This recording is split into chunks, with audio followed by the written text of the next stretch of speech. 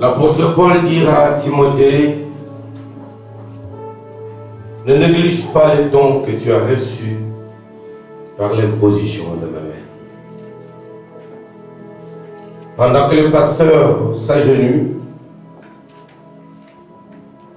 je veux que tout le monde à l'église, dans cette salle, reste debout et nous élevions tous nos mains.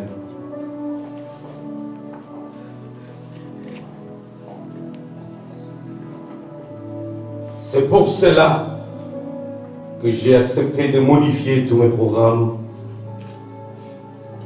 jusqu'ici. C'est pour ces jours. J'aimerais que nous rendions grâce à Dieu pour les serviteurs qu'il accorde en don pour l'Église du Canada.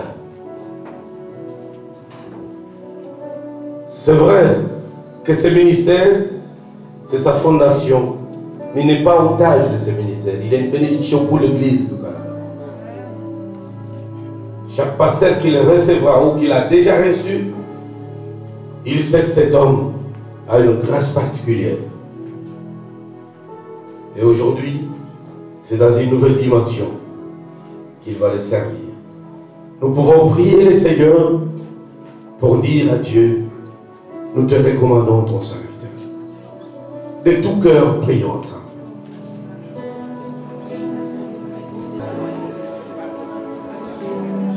Tu es le Dieu des apôtres. Tu es le Dieu des prophètes. Ce que je fais en ce moment, c'est afin que les Écritures s'accomplissent. Hier, c'était le tour de Barnabas, de Paul dans l'église d'Antioche. Hier, c'était le tour de Timothée, de Tite, d'Épaphras, de Philémon. Aujourd'hui, c'est le tour de Néhémie Kabea. Le Dieu des apôtres et des prophètes entend mon cri. Je suis en ce lieu, ici à Montréal. Tu as voulu que je mette mes pieds ici pour que je voie ton serviteur à la charge de travail que tu as commencé dans son cœur depuis des années. Tu as formé le cœur d'un serviteur. Tu as donné le caractère d'un serviteur par des difficultés, par des souffrances, par des humiliations, par les incompréhensions, par les solitudes, pour former l'œuvre dans le cœur de cet homme.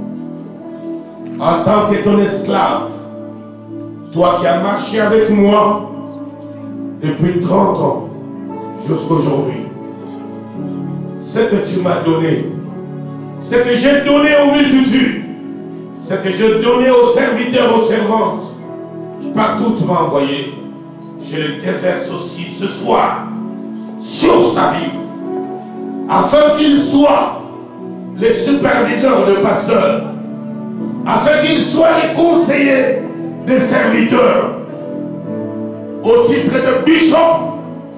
Quiconque l'écoutera, qu'il soit béni. Quiconque se soumettra à lui, qu'il soit élevé. Par ces mains, que tu bénisses les hommes et les femmes, que les stériles aient des enfants, que les célibataires aient des mariages, que par ces mains, que les chômeurs trouvent des emplois décents et des salaires, pas des salaires de misère. Par ces mains, tu façonnes des fabriques de riches, de millionnaires dans ton église. Par sa bouche, que la flamme de feu sorte, touche le cœur, démystifie l'enfer, brise les portes des ennemis. Par sa bouche, que les aveugles voient, que les paralytiques lâchent les béquilles, marchent, que des miracles effroyables, incroyables et inimaginables s'opèrent.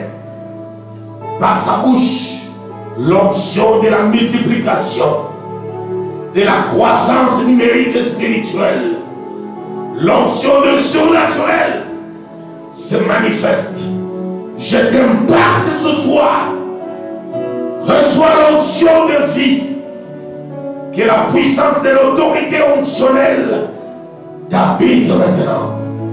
Au nom puissant de Jésus, quelque chose commence qui te lèvera comme dans un ascenseur et une ascension irrésistible. Tout celui qui te prêtera main d'association, que tu lui ouvres les portes, qu'il réussisse, que tout son adversaire soit écrasé sur son passage. Celui qui se complotera contre lui, qui devienne ses marchepieds. Que ses enfants voient le Dieu de leur père, qu'ils croient en lui. Que sa femme ait confiance au Dieu de son mari.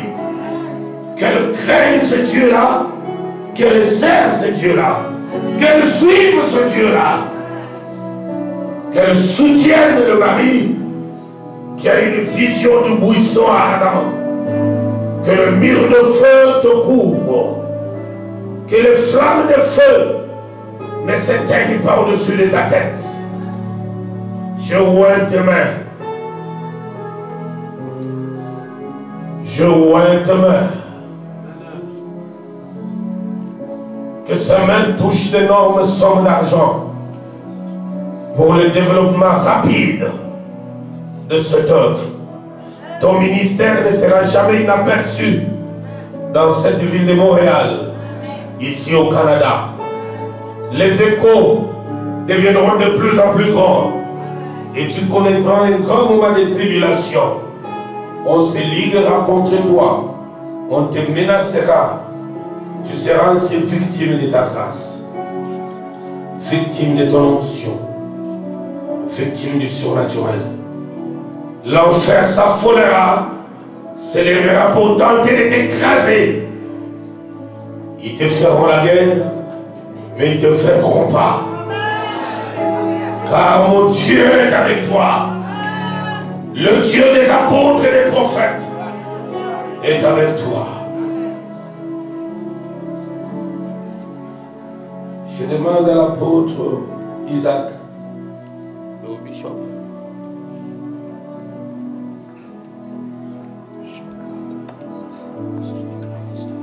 de poser les mains, s'il vous plaît, sur les épaules.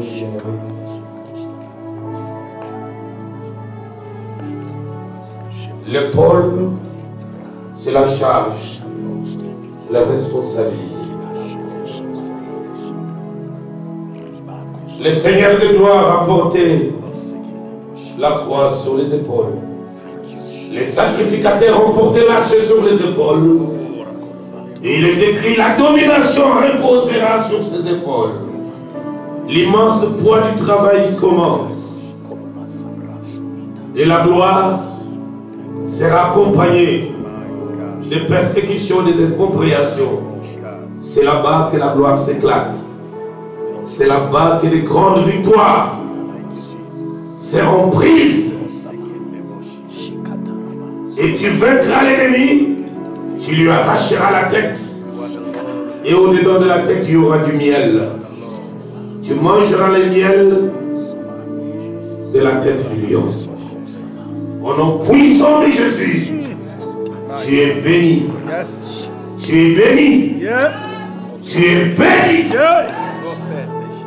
Yarasanda Baniko. Orosoko Bani Babarasa. Yamarasa Baniko. Yamarasa. Dans ton âme, dans ton esprit, dans ton corps, dans ta pensée, dans ton cerveau, dans ton cœur. Tu es esclave du Seigneur. Que le puissant ange t'enseigne. Qu'il ne te lâche aucune minute dès à présent.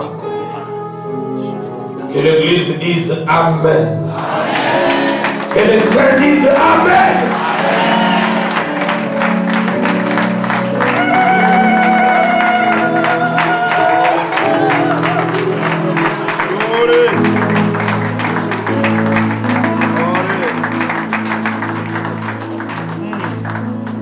Va. L'Éternel Dieu n'est-il pas avec toi?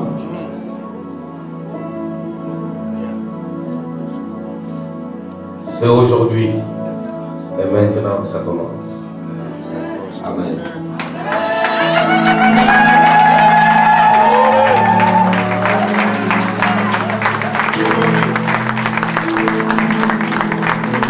Tu as été fidèle. Celui qui sera infidèle envers toi disparaîtra. Tu as été docile et obéissant. Celui qui te désobéira sera écrasé. Qu'il soit musicien, protocole, ancien, qu'il se soumette à toi pour qu'il vive. Amen.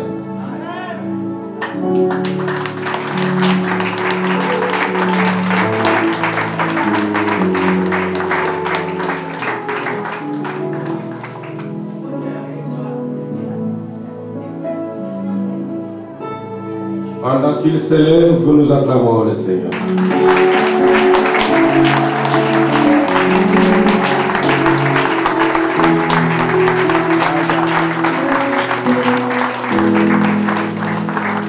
Tu as le marteau dans ta main droite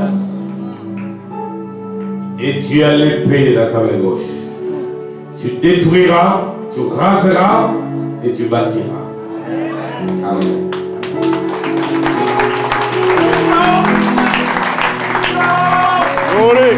J'aimerais que sa femme vienne. J'aimerais que tous nous restions debout pendant les temps. Ce n'est pas facile d'être la femme d'un pasteur. Souvent nous voyons côté facilité, mais quand on insulte son mari et que ça tombe dans les oreilles de la femme du pasteur, Dieu seul sait quelle souffrance nos femmes endurent. Quand les maris partent en mission, beaucoup finissent par déconner. Ils deviennent des adultères. Beaucoup ont jeté la couronne par terre.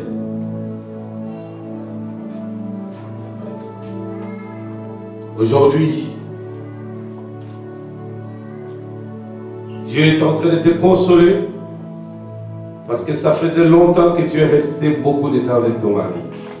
Souvent, il était parti, tu te débrouillais avec les enfants. C'est une autre vie qui commence aujourd'hui. Dieu a formé ton cœur afin que tu sois une femme combattante aux côtés d'un mari guerrier. Tu connaîtras encore d'autres moments qui vont venir, mais l'Esprit me dit de te dire, tu as été suffisamment